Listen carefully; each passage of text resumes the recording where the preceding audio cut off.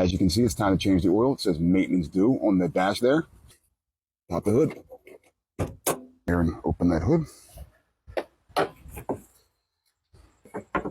You want to take the oil cap off. And you drain the oil. And you want to place it right here, so you don't go and shut the hood. You know that there's no oil in that car. All right, so you get yourself a drain pan, like that one there. Some rags.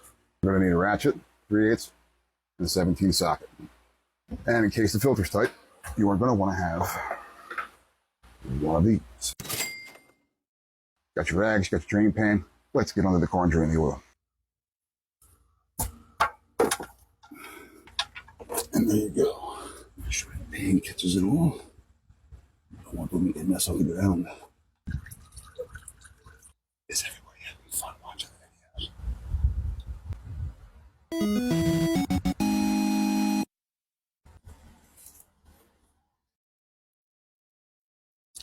Now, what the fuck?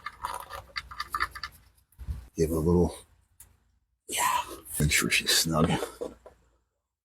Snug as a bug. You're just gonna, there you go. Look at all that oily goodness coming out of there. You can barely get your hand up.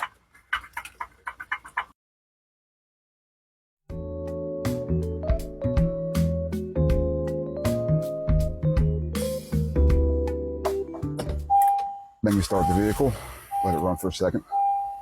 Make sure the oil light is off. Shut it off. And then you pull your dipstick, check your oil. Menu. We're going to go into settings. You go to vehicle.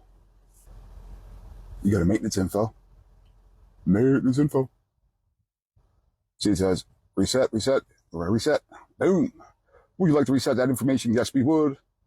And then you see in the dash there, the oil life is now 100%.